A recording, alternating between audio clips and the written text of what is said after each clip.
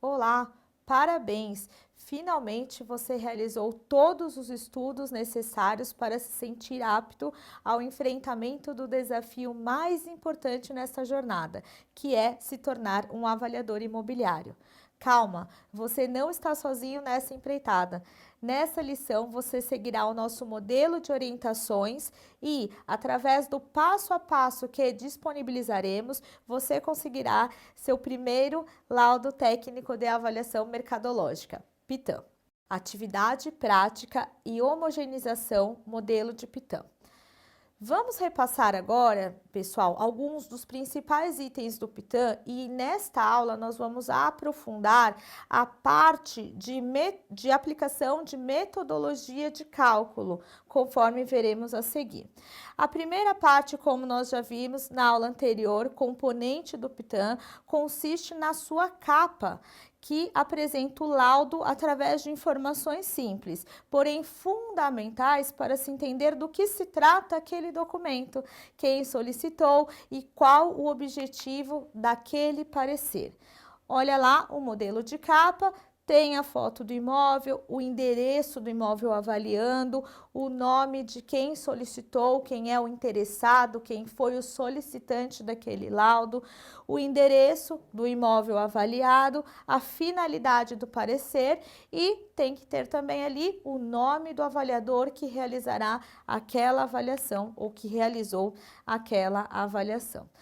Vimos também que depois da capa, o próximo item obrigatório de todo o laudo é um sumário, né? Pontuando ali os temas, os títulos, os itens que serão tratados naquele laudo e as suas respectivas páginas. Imaginando que quem for ler aquele laudo, se não quiser ver o laudo inteiro, aí, né, imaginando que essa pessoa só queira saber qual foi o resultado auferido com aquele laudo. Só quero saber, não quero saber a metodologia, não quero saber qual foram os imóveis utilizados como padrão ali, como referência, querendo saber apenas o valor do imóvel, ele corre ali no sumário na página respectiva e adianta ali na página 20, por exemplo. Então, ele vai direto para a página 20 e vê lá, resultado auferido, X R$ 1.000, né? Tem ali o valor especificado. Então, para isso que se presta o sumário, né? Além de ali organizar as ideias, os capítulos, colocando a paginação, é mais fácil até compulsar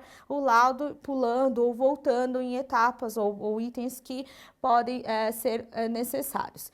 Então, olha o modelo de sumário, repassaremos agora os itens obrigatórios que tratamos na aula anterior. Solicitante, finalidade do laudo, finalidade desse PITAM, de novo, gente, se é para locação, se é para venda, número do parecer, de acordo com o controle de vocês, de acordo, né, com a numeração dos laudos de vocês, a sequência, né, conforme forem adiantando ali os trabalhos, vão numerando ali o laudo de vocês, os pareceres, na verdade, de vocês. Descrição da competência para elaboração do PITAM.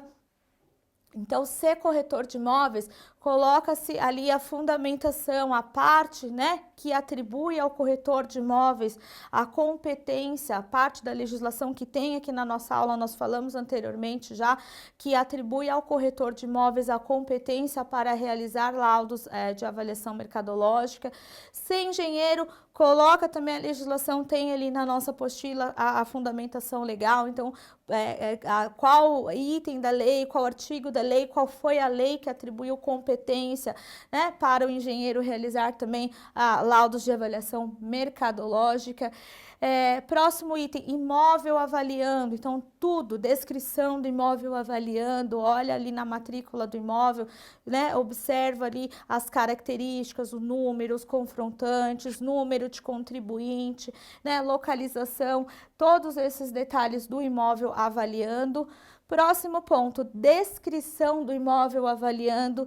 Então, o que vocês diagnosticaram ali, o que vocês verificaram no dia da vistoria, como que o imóvel, né, se comporta, o que ele tem de tipologia, como que ele está se reformado, se ele está conservado, se tem acabamento moderno, se tem um acabamento mais de padrão antigo, né? Se é um imóvel mais luxo, se é um imóvel mais econômico. Todas essas informações que vocês constataram na vistoria, vamos colocar aqui na descrição do imóvel avaliando. Não esqueçam que a descrição do imóvel avaliando importa também na descrição do entorno. Se quiserem fazer 2 documentos, um só para descrever as características e benfeitorias e qualidades e elementos de valorização do imóvel avaliando, e num segundo documento ou em segundo momento ali um checklist, não sei, numa planilha de vocês da região, então se tem saneamento, quais as principais vias de acesso, se tem as questões ali de comércio próximo, mercado, escolas, equipamentos públicos, praças, hospitais, tudo que tem ali na região, as proximidades, né, o que vocês consideram que sejam elementos que valorizem aquele imóvel, que melhora o preço daquele imóvel, então fica ali junto com a descrição do imóvel ou logo em seguida. Também na descrição, lembrando, vamos colocar o quê? O mapa, né? Um mapa da localização do imóvel, um mapa da vista aérea. Pode fazer pelo computador, né, no Maps ali, ou outro, né, aplicativo ou programa que vocês utilizem. Pelo site das prefeituras ou subprefeituras, vocês conseguem, inclusive, colocar esses mapas de visualização que vocês conseguem compulsar até por camadas. Então, se quiserem ver o zoneamento daquela região, faz o filtro de zoneamento, printa, né, e coloca, o laudo de vocês vai ficar ainda mais completo. Relevo, se quiserem, né, printam ali, na verdade seleciona, depois printa o resultado, coloca, então terão ali várias imagens, vários mapas, né, em diversas opções de filtros, de camadas, que trazem para o leitor uma clareza muito maior, muito mais definida de como que é a região na qual o imóvel está inserido. Que mais? Metodologia de avaliação, então neste item explicar qual que é o método de avaliação daquele imóvel, né? O método ali direto de dados comparados do mercado, sempre será esse daqui, até que se mude, por enquanto há bastante tempo a metodologia que se utiliza é exatamente essa, de acordo com a resolução COFESS. Pesquisa direta de imóveis referenciais, próxima etapa então do laudo de vocês, os imóveis que vocês escolheram como referência, no mínimo 3, tem que ter foto do imóvel, o lugar onde vocês encontraram aquela pesquisa, se foi anúncio, se foi imobiliária, coloca o valor do imóvel que foi anunciado ou vendido e a metragem, hein? Não se esqueçam que a área total do imóvel, que, né, com o que se está comparando o imóvel avaliando, tem que ter nesta pesquisa direta de imóveis referenciais. Próximo ponto, determinação do valor, e é a partir daqui que aprofundaremos o nosso estudo nesta aula, tanto determinação do valor quanto resultado auferido. Então, o número, qual que é o preço daquele imóvel, que falaremos agora como que chegaremos a esta conclusão. Só relembrando, então, depois da determinação vinha ali o encerramento do laudo, a conclusão e eventuais anexos, né? As documentações que vocês anexarão àquele laudo e que foram utilizadas por vocês na confecção do laudo e que, de alguma forma, corroboram as informações que estão ali. Elas comprovam, né? Esses anexos comprovam aquelas informações que constam no laudo de vocês. Não se esqueçam que no encerramento devem colocar o nome de vocês, o número do registro profissional, se cresce, se CREA, né? O valor ali a que chegaram e coloca aquela possibilidade de variação do preço, né? Aquela margem de oscilação um pouco para cima ou um pouco para baixo. No anexo obrigatório, currículo do avaliador e a certidão de matrícula do imóvel. Os outros itens são opcionais, mas interessante que vocês coloquem, é o que vai dar peso, né? Vai dar força ali, são os documentos que comprovam as informações que estão ali. Então, tabela que utilizaram, os registros fotográficos do imóvel, outros, né? Porque coloca no laudo também, no corpo do laudo, e aí no anexo coloca ali os registros complementares. Só relembrando também, o solicitante é sempre a pessoa que requereu para vocês a confecção daquele laudo. Pode ser, e aqui por isso nós voltamos para esse assunto, porque pode ser que aquela requisição venha de um particular que te requereu a confecção daquele laudo particular, então vai ter o nome ali da pessoa física ou da pessoa jurídica. Precisamos colocar aqui a qualificação completa, tá bom, pessoal? Então, endereço, profissão, estado civil, RG, CPF ou CNPJ, se for, né, é pessoa jurídica. Porém, é possível que aquele laudo tenha sido realizado por solicitação de uma autoridade judicial, como, por exemplo, ali uma vara civil, né, no nosso exemplo aqui da comarca de Campinas. Então, se for por determinação judicial, por solicitação judicial, devemos colocar exatamente de onde veio aquela requisição, aquela ordem, aquela determinação, ok? Finalidade do laudo, de novo, pode ser para venda, pode ser para locação, então a gente coloca, por exemplo, lá, a finalidade de o presente parecer é estabelecer a determinação do valor de mercado para fins judiciais. Tem que colocar aqui, acrescentar para venda ou para locação. Descrição da competência para a elaboração do PITAM. A elaboração do parecer técnico de avaliação mercadológica é permitida a todo corretor de imóveis, pessoa física, regularmente inscrito no Conselho Regional de Corretores de Imóveis, que tenha realizado o curso de avaliação de imóveis. Resolução COFES, já tratamos ali quando falamos na aula as leis que o corretor ou que todo avaliador deve conhecer. Descrição do imóvel avaliando, de novo, lá, áreas do imóvel, o que tem de infraestrutura naquela região, descrição do imóvel, todas as fotografias que vocês tiraram ali no momento da vistoria, as observações de vocês, características, né? Enfim, as ressalvas que vocês acham importante consignar, ali constar no laudo, coloca na descrição do imóvel.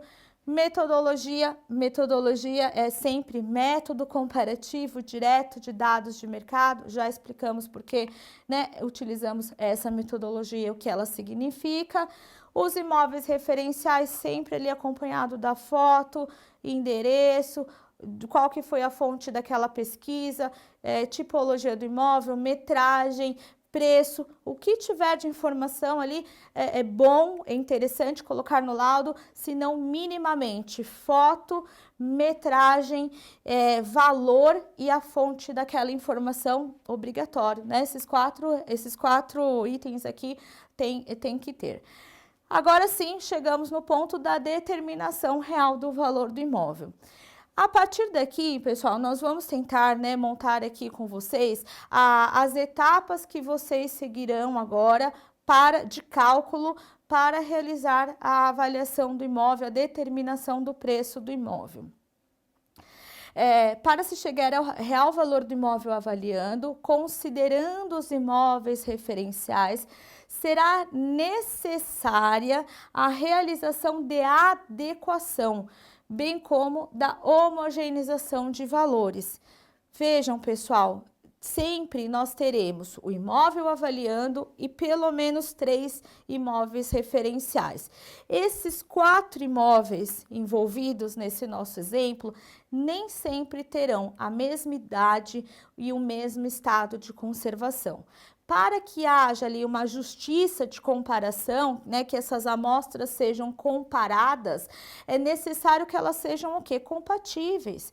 Então, aquele imóvel mais velho, né, vai ter que usar ali um fator para ficar mais ou menos no mesmo tempo dos outros, do imóvel avaliando. O imóvel avaliando, né, também tem que ter ali uma equiparação. Não podemos comparar, em outras palavras, coisas que são diferentes, né? Aqui não existe ponto de vista. Nós vamos ter que adequar tanto o estado de conservação quanto idade do imóvel. E esta adequação é feita através de uma conta, através da utilização de uma fórmula que se socorre à tabela de Ross-Heidke, que nós vamos ver a seguir, e nesta tabela tem um fator que, colocado numa fórmula, coloca tanto o imóvel avaliando quanto os outros 3 imóveis referenciais numa comparação, numa compatibilidade, tanto de tempo quanto, né, por exemplo, ali de vida do imóvel, quanto de estado de conservação, se é, né, um imóvel ali que não está muito conservado, se trata de um imóvel novo, se é um imóvel já para demolição. Mesmo assim, o imóvel para demolição pode ser utilizado para ajudar a precificar um imóvel que não é para demolição. Ele pode com certeza configurar aqui um desses 3 lugares dos imóveis referenciais. Por quê? Porque nós temos uma tabela que corrige esse estado de conservação e coloca, né, através dessa fórmula da multiplicação por esse fator, coloca mesmo este imóvel destinado ali já para demolição no mesmo critério ali de tempo, de espaço, de conservação que o imóvel avaliando. Aí nós conseguimos comparar, né, amostras compatíveis, amostras ali que podem ser comparáveis entre si, porque, né, corrigimos ali o desequilíbrio existente entre elas. Então, isso é adequação e isso é homogeneização. Vamos fixar agora o primeiro passo que nós faremos. Então, vocês terão ali a tabela de vocês do imóvel avaliando. O que a gente sabe do imóvel avaliando, pessoal? O preço não sabemos, mas nós sabemos a metragem do imóvel avaliando. Então, a única informação que vocês terão neste momento, né, de cálculo do imóvel avaliando, é a metragem desse imóvel. Eu sei qual é o imóvel, eu sei o endereço dele e eu sei a metragem deste imóvel. O que eu sei dos imóveis referenciais? Eu preciso saber metragem e preço. Metragem e preço, metragem e preço, 3 imóveis referenciais. Além disso, precisaremos saber estado de conservação desses 3 imóveis, e aí, né, de olhar ali, vocês já conseguem saber se é um imóvel novo na planta, se é um imóvel bem conservado, se é um imóvel de conservação péssima ali, né, regular, enfim, se é um imóvel destinado exclusivamente à demolição. Então, vocês conseguem determinar ali o estado de conservação do imóvel. Outra coisa que vocês precisam ali determinar para os imóveis referenciais é a idade, né? A idade aproximada daquelas construções. Então, pode ser que o imóvel seja ali da década tal, e aí vocês conseguem chegar ao cálculo, né, de quanto tempo mais ou menos deve ter aquela construção, porque aquele padrão construtivo se utilizava no ano tal, né, essa arquitetura aqui é mais moderna, os imóveis vêm de 5 anos para cá, mais ou menos, né, nessa construção, ou o habite, né, do imóvel, enfim, ou algum documento que venha e consiga determinar para vocês com maior exatidão qual que é a idade do imóvel, senão vocês vão ter que colocar ali uma idade aproximada desses imóveis. Então, primeiro passo, então já com essas informações, imóvel avaliando metragem, imóveis referenciais, preço do anúncio, da oferta, a metragem desses imóveis referenciais, o tempo de construção e o estado de conservação desses 3 imóveis. Nós veremos aqui que tem uma tabela que nos determina isso. Se o imóvel tem estado de conservação A, B, C, D, enfim, tem ali os critérios para encaixar o imóvel desde novo e super conservado para imóvel ali, né, enfim, destinado à demolição. E a idade desses imóveis. Então, a partir daqui, vamos para o nosso primeiro passo. Então, tendo esses 2 parâmetros ali desenhados, né, na frente de vocês, primeiro passo para calcularmos, pessoal. Pegamos ali os valores dos anúncios dos imóveis referenciais e retiramos 5% desses valores. Retira, subtrai 5% do preço. Por quê? Porque no anúncio, nós já falamos isso aqui em algum momento na nossa aula. Quando, né, o proprietário ou o corretor ou, né, alguém ali vai fazer aquele anúncio do imóvel, a tendência natural, pessoal, é sempre colocar o preço um pouco acima. E esse um pouco acima, a nossa resolução diz que é de 5%. Então, como média, os anúncios superestimam o preço dos imóveis em 5%. Então, se um imóvel tem ali, né, o primeiro imóvel referencial, ele tem o valor de R$200 mil, nós não vamos considerar para efeitos de cálculo R$200 mil. A primeira etapa vai ser tirar 5% desses R$200 mil. Aí, o valor que der, nós devemos dividir pela metragem total do imóvel e chegaremos ali ao valor do metro quadrado daquele imóvel. Vamos tentar imaginar aqui uma conta. Imóvel referencial. Tem anunciado o valor ali de R$210 mil. R$210 mil. Supondo que nós tiremos daqueles R$210 mil 5%. Então, 210 menos 5%, vamos chegar ali a uma conta que eu vou arredondar aqui com vocês e, né, enfim, 200 mil só para efeitos de cálculo. Então, o valor que nós iremos considerar não será os R$210 mil, que foi o valor do anúncio. Nós consideraremos R$200 mil. Então, considerando esses 200 metros quadrados, aí nós faremos o cálculo. Poxa, se aquele imóvel todo está anunciado, né, com o fator de redução de 5%, num preço final de R$200 mil, nós dividiremos ali R$200 mil por 200 metros quadrados e chegaremos ao valor de R$1.000 para o metro quadrado. Então, naquele primeiro imóvel referencial, feita a adequação do valor anunciado menos os 5% do valor que será considerado, nós teremos ali um metro quadrado para a venda deste primeiro imóvel referencial, estimado em R$1.000. E aí, nós faremos esse mesmo raciocínio, essa mesma conta com referência aos outros 2 imóveis de amostra, né? Aos próximos imóveis referenciais. Mesma coisa, pegamos o valor do anúncio, tiramos 5%, daí conseguimos chegar à conclusão quanto que está anunciado, né? Ali com menos o fator de redução, o valor do segundo imóvel referencial. Também conseguiremos chegar, fazendo o mesmo raciocínio, ao valor do metro quadrado do terceiro imóvel referencial. Último passo da adequação. Somamos os 3 valores de metro quadrado, imaginando que o primeiro tenha sido ali R$1.000, o segundo tenha sido R$1.500 e o terceiro tenha sido R$1.500. Então, nós temos ali 1.500 com 1.500, R$3.000, com R$1.000 nós temos R$4.000. R$4.000 dividido por 3, porque eu usei 3 imóveis referenciais, eu terei a média do valor do metro quadrado daquela região, daqueles imóveis que nós utilizamos como fator de comparação.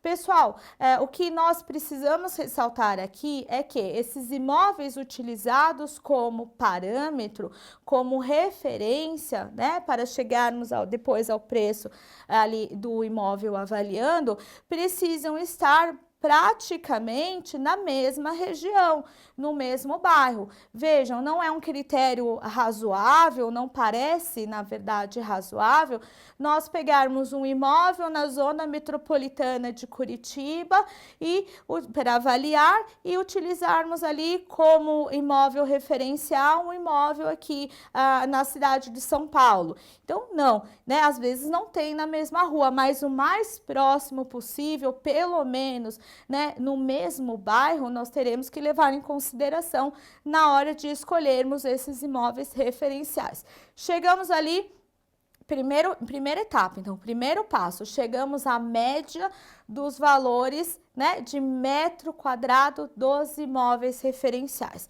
Superamos esse primeiro passo, que foi a adequação. O segundo passo é a homogeneização. A homogeneização, ela não vai considerar apenas aqueles R$ 1.000 que nós consideramos de valor de metro quadrado do primeiro imóvel referencial, porque pode ser que esse primeiro imóvel referencial não tenha o mesmo tempo de construção que o imóvel avaliando. E se esses tempos forem diferentes, ou seja, ele pode ter 5 anos a mais de construção ou 5 anos a menos de construção, nós precisaremos ali ajustar. Lembra que nós falamos ponderar esta informação para colocarmos o imóvel avaliando e o imóvel referencial, no caso aqui o nosso primeiro, no mesmo tempo, né? Ali na mesma posição cronológica. Aí nós utilizaremos as fórmulas de depreciação ou fórmulas de valorização. Na verdade, são apenas, né, ou deprecia ou valoriza o imóvel.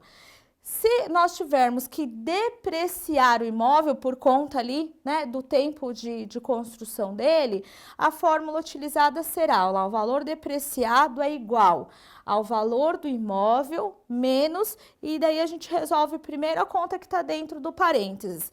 O valor do imóvel, então o valor que nós já aplicamos a redução dos 5%, aqui seriam os 200 mil, vezes o fator de Ross-Heidke, que nós veremos na próxima telinha, onde vocês encontram esta informação, dividido por 100.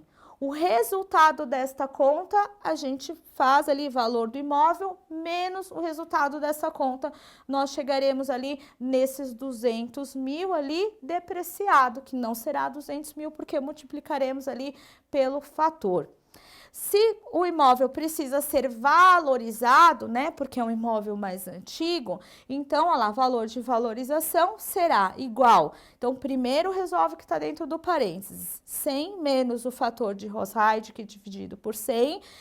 Chegou ao resultado dessa conta, pega o valor do imóvel ali, os 200 mil, no nosso exemplo anterior, que nós usamos, né, chegamos aos 200 mil já aplicando os menos 5% de fator de redução e resolvemos essa expressão aqui e aí nós teremos o valor de valorização do imóvel. Então, valorizaremos, chegaremos a um valor mais caro para aquele imóvel até do que o valor que foi anunciado menos o fator de redução dos 5%. E o que seria esse fator de Ross-Heidke, né? Então, esse fator de Ross-Heidke vocês encontrarão lá na tabela de depreciação. A tabela de depreciação, ela ajustará o tempo do imóvel com o seu estado de conservação. Ela vai trazer um fator que equilibra essas duas equações, essas duas condições. Vejam vocês que o estado de conservação, ele está nas colunas da tabela. Então, olha lá, coluna A, coluna B, coluna C, coluna D, coluna E, coluna F e assim por diante. No material de estudo de vocês, tem ali exatamente o que significa um imóvel A, um imóvel B, um imóvel C, um imóvel D e assim sucessivamente. Mas de A para baixo, ali para frente, nós temos um imóvel bem conservado, que é o A, para B, uma média conservação, e aí vai declinando esse estado de conservação.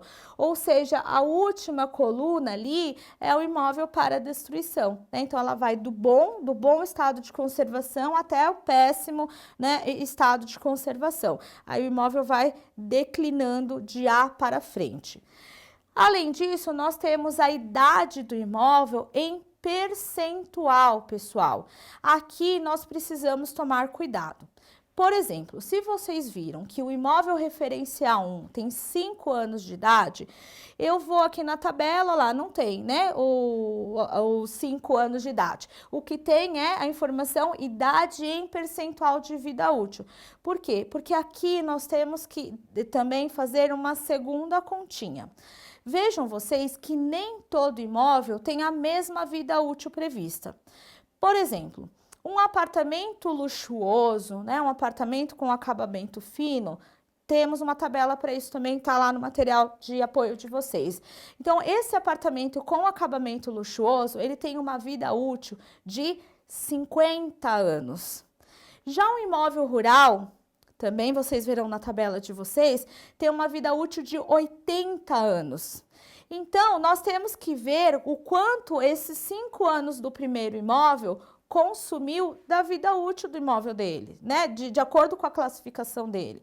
Então, se esse primeiro imóvel que nós constatamos que ele já tem 5 anos de construção, eu preciso chegar ao cálculo de qual o percentual que esses 5 anos consumiram dos 50 anos, se for um imóvel ali luxuoso, ou um apartamento de luxo, né? Ou se for um imóvel rural, porque 5 de 50 não é a mesma coisa que 5 de 80. Então, precisamos também fazer esse cálculo. E o resultado da aplicação desta fórmula de percentual de vida útil, que tem ali a fórmula também no material de vocês, né? E, enfim, é que vai chegar a esse percentual aqui, que pode ser 8, pode ser 10, de acordo, né? Ou 12, enfim, essa infinidade aqui que tem na primeira coluna, né? Que vai determinar ali o percentual de vida útil do imóvel. Então, aplicamos agora esta fórmula com referência à vida útil do imóvel. Tem a tabela lá, galpão, galpão industrial, imóvel urbano, imóvel rural. O exemplo que eu dei para vocês, apartamento econômico, né? Apartamento simples tem 60 anos de vida útil. Já o apartamento luxuoso tem 50 anos de vida útil. Então, para a gente, nesse momento do cálculo, não importa quanto tempo, quer dizer, importa porque nós aplicaremos na fórmula, mas nós não consideraremos, na hora de aplicar a fórmula, o tempo de construção do imóvel, e sim o percentual que aquele tempo de construção consumiu da vida útil do imóvel. Ao final da aplicação desta fórmula, nós chegaremos lá, ao 2, ao 3, ao 4. Vejam que temos as linhas, né? Na primeira coluna da tabela, nós temos as linhas. E aí, né, fazendo a conjugação desses dois fatores, poxa, é um imóvel cujo percentual ali de vida útil do imóvel está em 2% já de utilização. Primeira linha, se aquele imóvel estiver num bom estado de conservação, ó lá, eu pego o fator que está na linha 2, na coluna A. Aquele número ali, né, aquele fator é que eu colocarei na minha fórmula aqui, onde está escrito o fator de Ross-Heidke. Viram como vocês chegam a esse fator? Primeiro passo que vocês devem fazer, verificar se o imóvel é A, B, C ou D ali, né, no estado de conservação. Segundo passo, calcular o percentual de vida útil do imóvel. Pego a vida do imóvel lá em anos, né, o tempo de vida de cada um dos imóveis referenciais e coloco ali na fórmula para conferir qual que foi o percentual auferido de vida útil daquele imóvel. Fazemos isso para os 3 imóveis. Então, tenho a fórmula colocada, né, ou de valorização ou de desvalorização, conforme o caso, que vai me chegar a um valor de imóvel, agora sim ajustado. Agora, o metro quadrado que eu conseguir chegar para o imóvel referencial 1, 2 e 3, de fato é o metro quadrado que eu posso colocar como base para calcular o imóvel avaliando, porque é um metro quadrado ajustado, é um metro quadrado que já conferiu, já tirou ali o percentual, o fator, né, a mais que normalmente se superestima para o anúncio, já considerou que o estado de conservação do imóvel, já tirou a diferença no tempo, né, através do percentual do cálculo do percentual da vida útil do imóvel. Então, esse metro quadrado que eu cheguei, este valor de metro quadrado que eu cheguei ao final, né, calculando, colocando, aplicando todas essas fórmulas para o imóvel 1, 2 e 3, vai ser de fato, né, um metro quadrado equilibrado, homogeneizado, né, adequado, porque os critérios foram equilibrados, tanto de tempo quanto de conservação, enfim, quanto de anúncio, né, aquele a mais que o anúncio tem. Cheguei a um metro final ali, né, um valor de metro final fazendo como, né? Somo os 3 dos imóveis referenciais, somo os 3 valores de metro quadrado do imóvel referencial 1, mais o 2 e mais o 3 e divido por 3. Quando eu faço essa divisão por 3, eu tenho o valor médio do metro quadrado depois da adequação, depois da homogeneização. Aí agora, né, é muito simples. Se eu tenho o valor do metro quadrado médio, basta o quê, pessoal? Eu vou lá no imóvel avaliando, vejo a metragem do imóvel avaliando e multiplico pelo valor do metro quadrado médio homogeneizado dos imóveis referenciais. Através desta multiplicação, eu chego no preço, né, no valor do imóvel avaliando, ou seja, no resultado auferido. Olha lá, considerando a metragem quadrada do imóvel avaliando e multiplicando-se pelo valor médio do metro quadrado com base nos imóveis referenciais após a adequação e homogeneização, obtém-se o valor avaliado do imóvel objeto desse parecer, conforme segue. E aí o resultado dessa conta, dessa multiplicação, será o preço do valor avaliado. Ok, pessoal? Então, esses eram os passos dos cálculos, né, que nós precisamos fazer em todo e qualquer laudo de avaliação de imóveis. Só reforçando aqui com vocês, já falamos, mas depois desse cálculo, depois do resultado auferido, vem o encerramento do laudo, então a conclusão do PITAM, o valor de mercado do imóvel é tanto, aqui que vem ali exatamente explicado também de maneira numérica e também por extenso o preço do imóvel, data, assina, coloca ali registro profissional ou CREA ou Cresce e, se for o caso, o selo certificador. Encerrado o laudo, reforçando também aqui, já falamos sobre isso, os anexos, né, que vocês julgarem ali pertinente, não esquecendo que o currículo do avaliador e a matrícula do imóvel são anexos obrigatórios. Fora esses, vocês podem colocar as tabelas que utilizaram, por exemplo, a tabela de estado de conservação do imóvel, a tabela de Reuss-Radke, a tabela de vida útil dos imóveis, enfim, e outras informações que julgarem pertinentes, né, de estarem ali dentro dos documentos compilados nos anexos do laudo de vocês, ok? Então, terminamos mais uma aula, espero que o conteúdo tenha sido producente. Não deixem de verificar o material complementar lá na plataforma de vocês e nos vemos numa próxima aula.